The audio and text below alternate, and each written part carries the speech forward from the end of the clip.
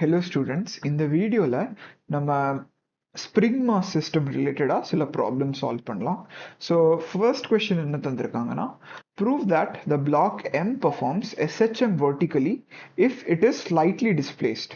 Okay, so இந்த black இருக்கு இல்லையா, இந்த பிளாக் நம்ம இப்படி கீழே எக்ஸ் டிஸ்டன்ஸ் டிஸ்பிளேஸ் பண்ணோம்னா இது வந்து எஸ்ஹெச்எம் பெர்ஃபார்ம் பண்ணணும். அது வந்து நம்ம ப்ரூஃப் பண்ணோம்.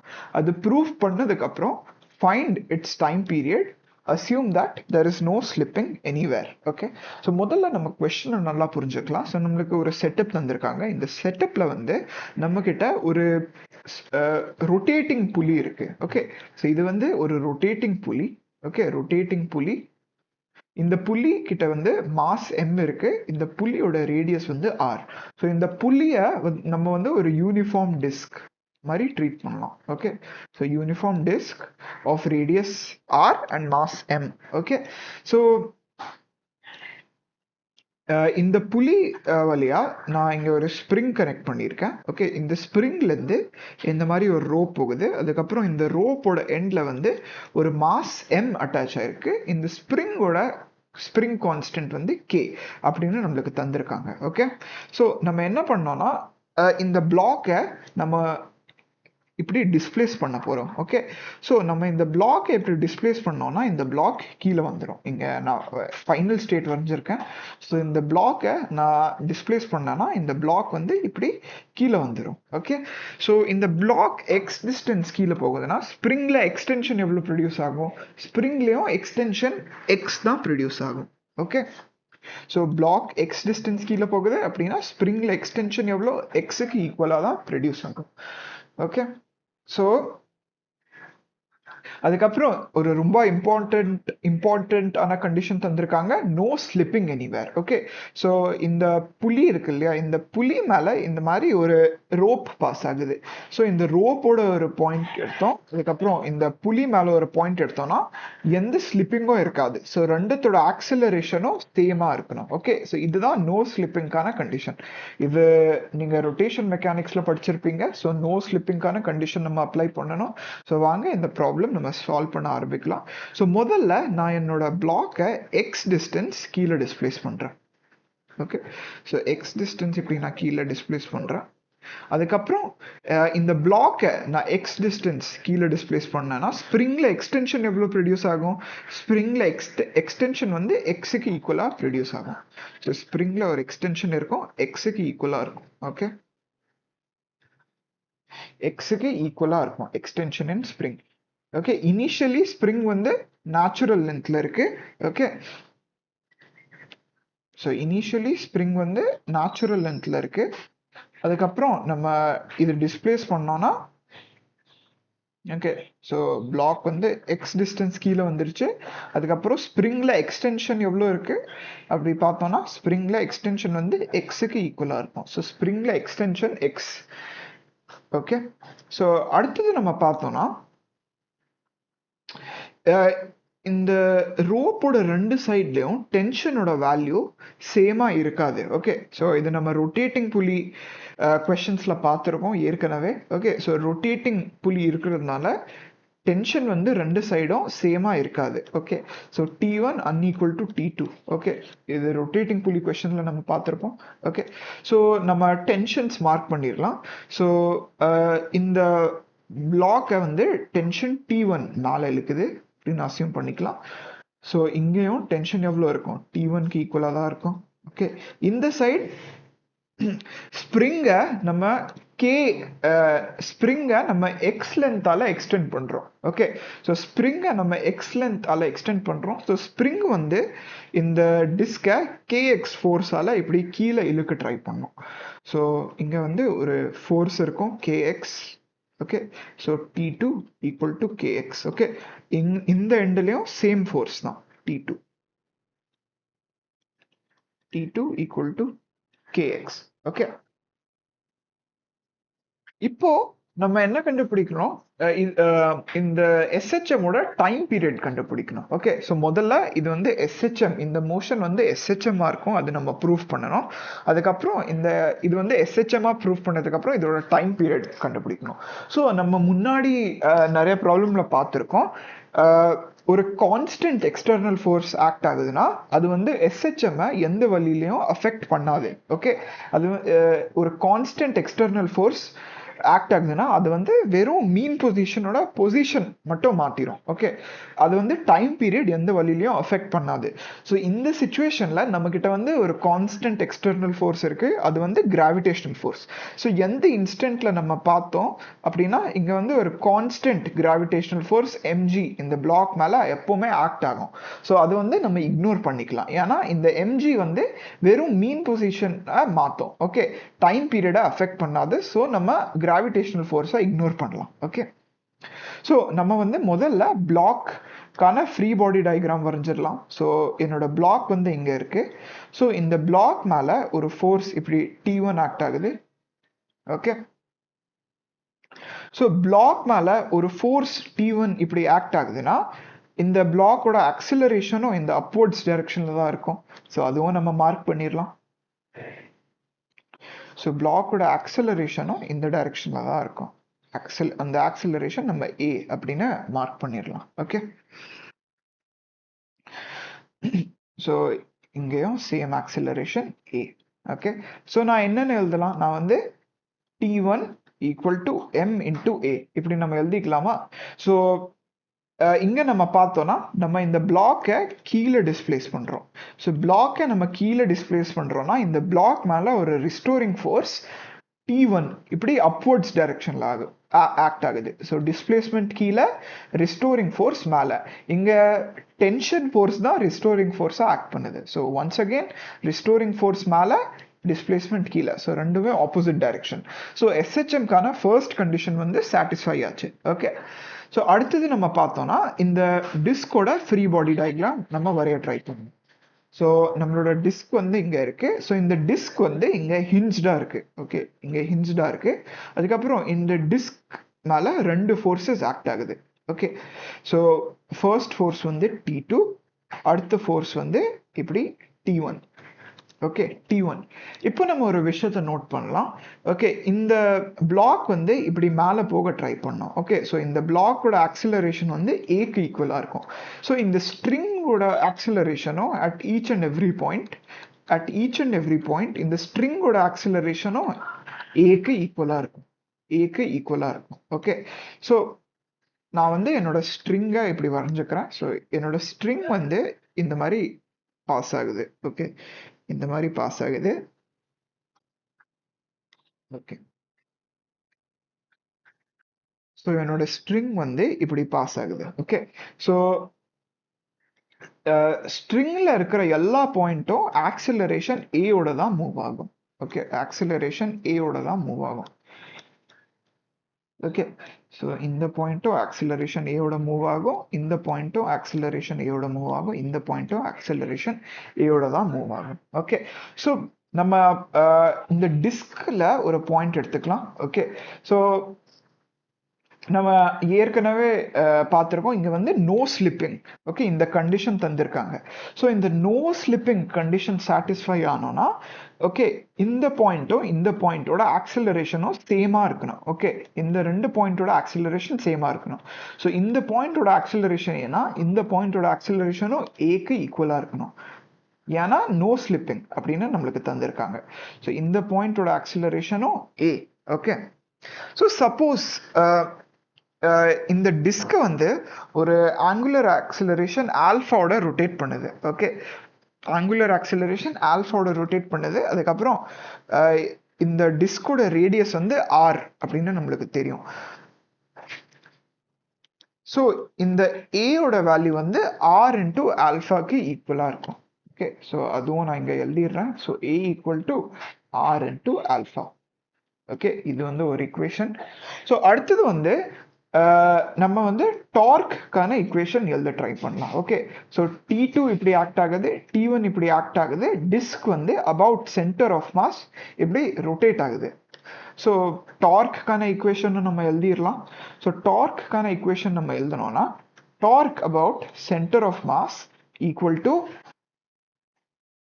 Dark about centre of mass நம்ம பார்த்தோம்னா so T2 okay, force into force arm. So இதுதான் நம்மளோட ஃபோர்ஸ், இதுதான் நம்மளோட force arm.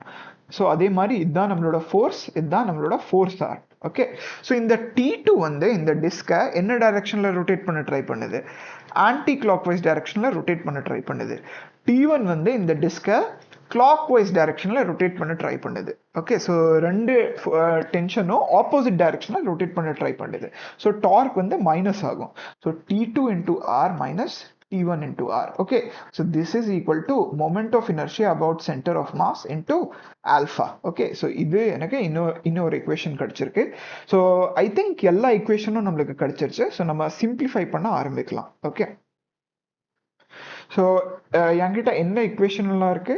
So first equation வந்து T1 equal to MA, T2 equal to KX, A equal to R alpha. அடுத்த equation வந்து T2 times R minus T1 times R. I center of mass. Okay, so moment of inertia about center of mass. So இது வந்து ஒரு uniform circular disk அப்படின்னு நம்மளுக்கு தந்திருக்காங்க. So uniform circular டிஸ்க்கு moment of inertia வந்து mr square pi 2க்கு ஈக்குவலாக இருக்கும். ஓகே, அதுக்கப்புறம் ஆல்ஃபா. ஸோ ஆல்ஃபாவோட வேல்யூ வந்து நம்ம a பை ஆர் அப்படின்னு எழுதிடலாம். ஓகே, ஸோ இந்த இக்குவேஷன்லேருந்து ஆல்ஃபாவோட வேல்யூ வந்து a பை ஆர் அப்படின்னு நம்ம எழுதிக்கலாம். ஓகே, ஸோ வாங்க இதை சிம்பிளிஃபை பண்ணலாம். ஸோ இந்த ஆர் கேன்சல் ஆயிரும். அதுக்கப்புறம் எனக்கு என்ன கிடைக்கும்? T2 minus T1 times R equal to MRA by 2. So இந்த ஆர் கேன்சல் ஆயிரும். ஓகே, ஸோ நம்ம வேல்யூ சப்ஸ்டியூட் பண்ண ஆரம்பிக்கலாம். ஸோ T2 ஓட வேல்யூ வந்து KX, T1 ஓட வேல்யூ வந்து MA. Okay, this is equal to MA by 2. So KX ஓட வேல்யூ நம்ம பார்த்தோம்னா MA by 2 plus small m into A. So A into m plus 2m divided by 2. Okay. So நம்ம A ஓட value எழுதணும்னா A ஓட value எனக்கு என்னென்ன கிடைக்கும்? A ஓட வேல்யூ வந்து எனக்கு K by 2 times m plus 2m into x க்கு ஈக்குவலா கிடைக்கும். இது வந்து 2k by m plus 2m into x இப்படின்னு நம்ம எழுதிடலாமா? ஓகே, ஸோ நம்ம SHM பார்த்துருக்கோம். ஸோ SHM ஓட இக்குவேஷன் எப்படி இருக்கும்? Acceleration equal to omega square X. Okay, இதுதான் SHMக்கான செகண்ட் கண்டிஷன். ஸோ இந்த கண்டிஷன் சாட்டிஸ்ஃபை ஆச்சுன்னா இந்த மோஷனை நம்ம SHM அப்படின்னு சொல்லலாம். ஸோ இந்த மொத்தம் வேல்யூ இருக்கு இல்லையா? ஸோ அது வந்து நம்ம ஒமேகா ஸ்கொயரால ரிப்ளேஸ் பண்ணிடலாம். ஓகே, ஒமேகா ஸ்கொயரால ரிப்ளேஸ் பண்ணிடலாம். ஸோ ஃபர்ஸ்ட் கண்டிஷன் என்னது? ஃபர்ஸ்ட் கண்டிஷன் நம்ம பார்த்தோம்னா என்னோட பிளாக்கை நான் கீழே டிஸ்பிளேஸ் பண்றேன்னா ரிஸ்டோரிங் ஃபோர்ஸ் மேலே ஆக்ட் ஆகும். செகண்ட் கண்டிஷன் வந்து ஃபோர்ஸோட மேக்னிடியூட் வந்து எக்ஸுக்கு ப்ரப்போர்ஷனலாக இருக்கணும். ஓகே, ஸோ ஃபோர்ஸ் வந்து பேசிக்லி என்னது? Mass into acceleration should be proportional to X. So mass வந்து ஒரு கான்ஸ்டன்ட் தான். ஸோ நம்ம basically acceleration should be proportional to X R acceleration equal to omega square X இப்படின்னு நம்ம எழுதலாம். ஸோ ஒமேகா ஸ்கொயரும் ஒரு கான்ஸ்டன்ட் தான். ஸோ செகண்ட் கண்டிஷனும் நம்மளுக்கு கிடைச்சிருச்சு, ஃபர்ஸ்ட் கண்டிஷனும் நம்மளுக்கு கிடைச்சிருச்சு.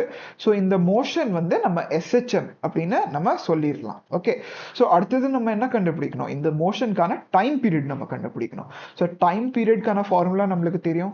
ஸோ டைம் பீரியட்கான ஃபார்முலா வந்து 2π by omega. Okay, so omega ஸ்கொயரோட வேல்யூ இங்க நம்மளுக்கு கொடுத்துருக்காங்க. ஸோ நம்ம ஒமேகாவோட வேல்யூ ஈஸியா எழுதிடலாம். ஸோ ஒமேகாவோட வேல்யூ வந்து √m plus 2m by 2k. So இங்க நான் எழுதுறேன்னா m plus 2m by 2k. So இதுதான் என்னோட டைம் பீரியட். ஓகே, ஸோ இதுதான் என்னோட time period. So I hope இந்த ப்ராப்ளம் உங்களுக்கு கிளியரா இருக்கும். இதே பேட்டர்ன்ல நம்ம இன்னொரு கொஸ்டின் பார்க்கலாம். ஸோ இந்த கொஸ்டின்ல என்ன தந்திருக்காங்கன்னா, for small displacement of the disc of mass m and radius r in horizontal direction, prove that it will perform SHM. Also find out its time period. So இங்கே வந்து நம்மளுக்கு ஒரு டிஸ்க் தந்திருக்காங்க. இந்த டிஸ்கோட மாஸ் வந்து m, இந்த டிஸ்கோட radius வந்து r. So நம்ம என்ன பண்றோம்னா இந்த டிஸ்கை நம்ம x டிஸ்டன்ஸ் டிஸ்பிளேஸ் பண்றோம். ஓகே, அதுக்கப்புறம் இன்னொரு ரொம்ப இம்பார்ட்டன்டான கண்டிஷன் தந்திருக்காங்க. இந்த சர்ஃபேஸ் இருக்கு இல்லையா, இது வந்து rough enough surface. Okay, rough enough surface. So rough inner சர்ஃபேஸ்னா நோ ஸ்லிப்பிங். ஓகே, ஸ்லிப்பிங் நடக்காது. ஸோ ஸ்லிப்பிங் நடக்கலைன்னா என்ன நடக்கும்? பியோர் ரோலிங் நடக்கும். இந்த சர்ஃபேஸில் பியோர் ரோலிங் நடக்கும். ஸோ நம்ம வந்து பியோர் ரோலிங் கண்டிஷன் யூஸ் பண்ணிட்டு இந்த கொஸ்டினை சால்வ் பண்ண ட்ரை பண்ண போகிறோம். ஸோ வாங்க இதோட சொல்யூஷன் நம்ம பார்க்கலாம். ஸோ இனிஷியலாக நம்மளுக்கு என்ன தந்திருக்காங்க? இந்த டிஸ்க் வந்து இங்கே இருக்கு. இந்த ஸ்ப்ரிங் வந்து நேச்சுரல் லென்த்ல இருக்கு. ஸோ நான் இந்த டிஸ்கை எக்ஸ் டிஸ்டன்ஸால டிஸ்பிளேஸ் பண்ணுறேன். ஸோ ஸ்ப்ரிங்லையும் எக்ஸ்க்கு ஈக்குவலாக எக்ஸ்டென்ஷன் ப்ரொடியூஸ் ஆகும். ஸோ இனிஷியலி என்னோட ஸ்ப்ரிங் வந்து நேச்சுரல் லென்த்ல இருக்கு. அதுக்கப்புறம் இந்த ஸ்ப்ரிங்கை நான் எக்ஸ் டிஸ்டன்ஸ் டிஸ்பிளேஸ் பண்ணுறேன். எக்ஸ் டிஸ்டன்ஸ் டிஸ்பிளேஸ் பண்ணுறேன். ஸோ ஸ்ப்ரிங்கில் எக்ஸ்டென்ஷன் எவ்வளோ ப்ரொடியூஸ் ஆகும்? ஸ்ப்ரிங்கில் வந்து எக்ஸுக்கு ஈக்குவலாக எக்ஸ்டென்ஷன் ப்ரொடியூஸ் ஆகும். எக்ஸுக்கு ஈக்குவலாக எக்ஸ்டென்ஷன் ப்ரொடியூஸ் ஆகும். இந்த ஸ்ப்ரிங்கோட ஸ்ப்ரிங் கான்ஸ்டன்ட் வந்து கே அப்படின்னு நம்ம அஸ்யூம் பண்ணிக்கலாம். ஓகே, ஸோ நம்ம வந்து இது டிஸ்பிளேஸ் பண்ணதுக்கப்புறம் இந்த டிஸ்க் வந்து எஸ்ஹெச்எம் ஃபாலோ பண்ணோம் அப்படின்னு ப்ரூவ் பண்ணோம். ஸோ எஸ்ஹெச்எம்னா இந்த டிஸ்க் வந்து இங்கே இருக்கும், அதுக்கப்புறம் டிஸ்பிளேஸ் ஆகிட்டு இங்கே வரும். ஓகே, அதுக்கப்புறம் திருப்பி இங்கே வரும், அதுக்கப்புறம் இப்படி போகும், இப்படி வரும், இப்படி போகும், இப்படி வரும். ஸோ இந்த மாதிரி இந்த டிஸ்க் வந்து எஸ்ஹெச்எம் பெர்ஃபார்ம் பண்ணிட்டே இருக்கும். அது வந்து நம்ம ப்ரூவ் பண்ணணும். Okay, so spring okay, so நான் வந்து ஸ்ப்ரிங்கை எக்ஸ் லென்த்தால் ஸ்ட்ரெச் பண்ணுறேன். ஓகே, ஸோ ஸ்ப்ரிங் வந்து இந்த டிஸ்கை கேஎக்ஸ் ஃபோர்ஸால் புல் பண்ணோம். ஸோ ஸ்ப்ரிங் வந்து இந்த டிஸ்க் மேலே கேஎக்ஸ் அப்படின்னு ஒரு ஃபோர்ஸ் எக்ஸர்ட் பண்ணோம். ஓகே, கேஎக்ஸ் அப்படின்னு ஒரு ஃபோர்ஸ் எக்ஸர்ட் பண்ணோம். ஸோ ஃபோர்ஸ் கேஎக்ஸ் இருக்குன்னா இந்த டிஸ்க் கிட்ட ஒரு ஆக்சலரேஷனும் இருக்கும். இந்த சேம் டைரக்ஷனில் ஒரு ஆக்சலரேஷனும் இருக்கும், ஆக்சலரேஷனே. ஸோ எஸ்ஹெச்எம்கான ஃபர்ஸ்ட் கண்டிஷன் நம்ம பார்த்தோம்னா சாட்டிஸ்ஃபை ஆகுது. நம்ம வந்து இந்த டிஸ்கை x direction, okay, positive x டைரக்ஷனில் டிஸ்பிளேஸ் பண்ணுறோம். ஸோ இந்த டிஸ்க் மேலே நெகட்டிவ் எக்ஸ் டைரக்ஷனில் ஒரு ஃபோர்ஸ் ஆக்ட் ஆகுது. ஸோ எஸ்ஹெச்எம்மோட ஃபர்ஸ்ட் கண்டிஷன் வந்து சாட்டிஸ்ஃபை ஆகுது. ஓகே, ஸோ நம்ம அடுத்தது என்ன பண்ண போகிறோம்னா இந்த டிஸ்கோட ஃப்ரீ பாடி டயக்ராம் வரைய போகிறோம். ஓகே, ஸோ இந்த டிஸ்கோட ஃப்ரீ பாடி டயக்ராம் வரையணும்னா, ஓகே, இதுதான் என்னோட டிஸ்க், இதுதான் கிரவுண்ட். ஓகே, இதுதான் கிரவுண்ட். ஸோ இந்த டிஸ்க் மேலே என்ன ஃபோர்ஸஸ் எல்லாம் ஆக்ட் ஆகுது? ஸோ முதல்ல இந்த டிஸ்க் மேலே ஒரு கிராவிடேஷனல் ஃபோர்ஸ் ஆக்ட் ஆகும். Okay, m into g. Okay, so அதை கவுண்டர் பண்ணுறதுக்கு இங்கேருந்து ஒரு நார்மல் ஃபோர்ஸ் இப்படி ஆக்ட் ஆகும் in vertically upwards direction. Normal force. Okay, இது கலர் தெரியல ஒழுங்கா. ஓகே, ஒரு நார்மல் ஃபோர்ஸ் இப்படி ஆக்ட் ஆகும். ஓகே, அடுத்தது வந்து ஒரு ஸ்ப்ரிங் ஃபோர்ஸ் ஆக்ட் ஆகுது, K into X. ஓகே, ஒரு ஸ்ப்ரிங் ஃபோர்ஸ் ஆக்ட் ஆகுது. ஸோ நம்ம ஒரு விஷயத்தை கவனிக்கலாம். ஸோ இங்கே வந்து என்ன தந்திருக்காங்க? இது வந்து ஒரு rough enough surface. Okay, so எந்த ஸ்லிப்பிங்கும் நடக்காது. ஓகே, எந்த ஸ்லிப்பிங்கும் நடக்காது. ஸோ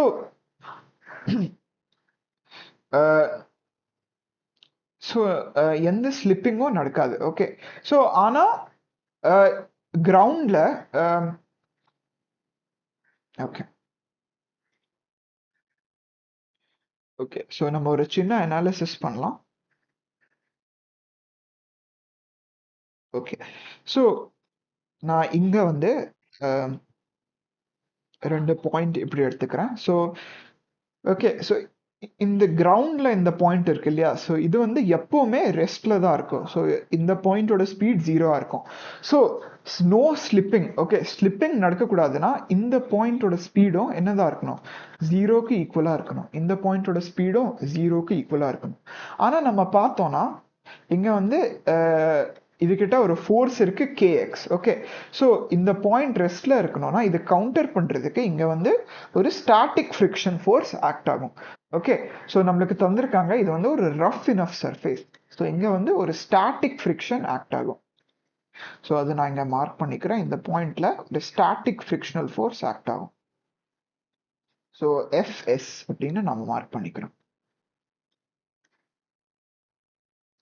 ஓகே, ஒரு ஸ்டாட்டிக் ஃப்ரிக்ஷனல் ஃபோர்ஸ் ஆக்ட் ஆகும். அதுக்கப்புறம்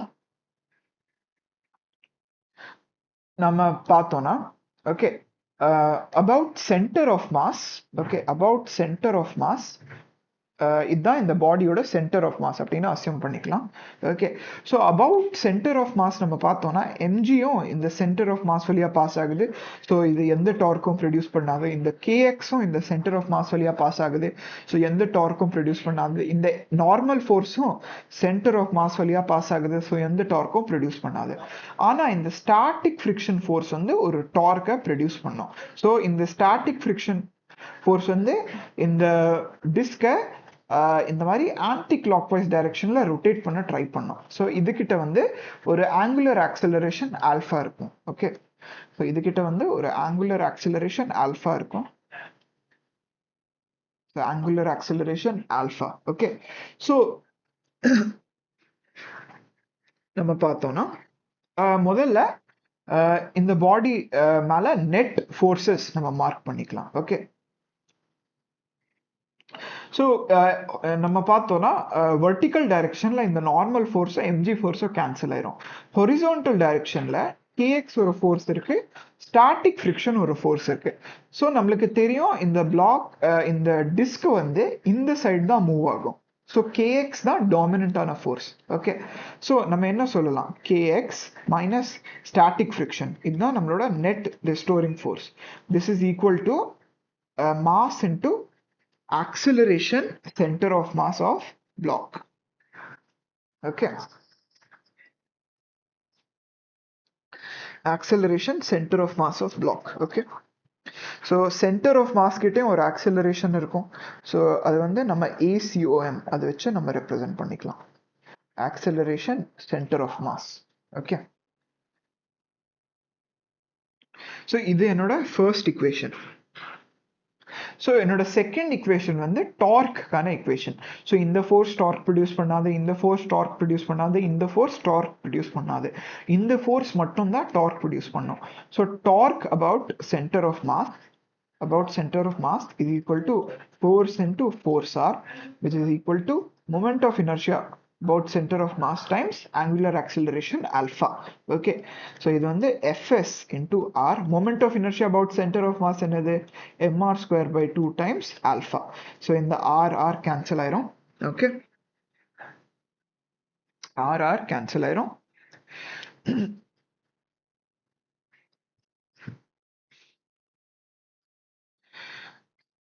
okay, ஸோ நம்ம வந்து இந்த பாயிண்ட்டை நம்ம அனலைஸ் பண்ணலாம். ஓகே, ஸோ நம்ம பார்த்துருக்கோம் இங்கே வந்து நோ ஸ்லிப்பிங் கண்டிஷன் கொடுத்துருக்காங்க. ஸோ இந்த பாயிண்டோட வெலாசிட்டி ஜீரோனா இந்த பாயிண்டோட வெலாசிட்டியும் ஜீரோவாக இருக்கணும். இந்த பாயிண்ட் வந்து ரெஸ்ட்ல இருக்கு, ஏன்னா இது கிரவுண்ட் வந்து எப்போவுமே ரெஸ்ட்ல தான் இருக்கும். ஸோ இந்த கிரவுண்டோட ஆக்சிலரேஷன் ஜீரோனா இந்த பாயிண்டோட நெட் ஆக்சிலரேஷனும் ஜீரோவாக இருக்கணும். ஓகே, ஸோ இது வந்து நம்ம அனலைஸ் பண்ணோம்னா okay,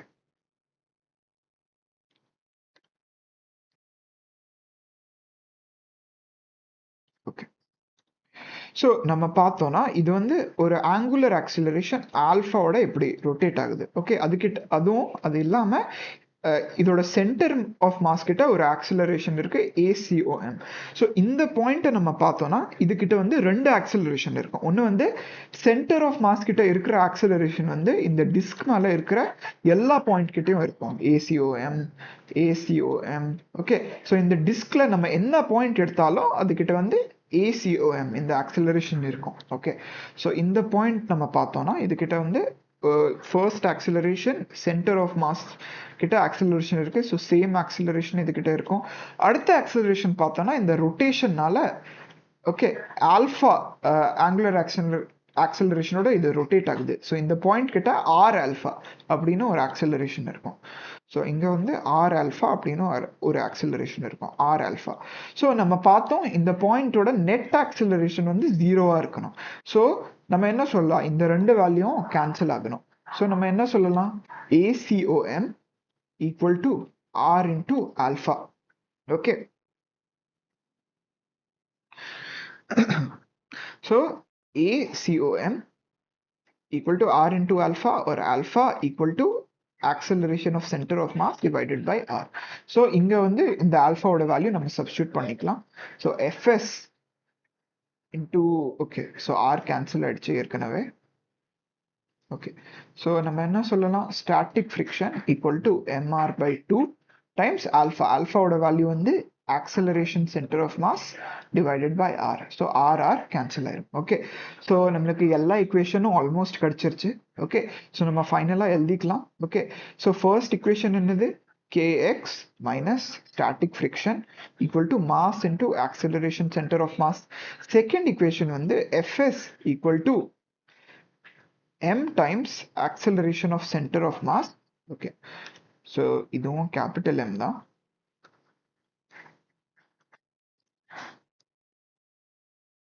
Okay, so mass into acceleration of center of mass divided by 2.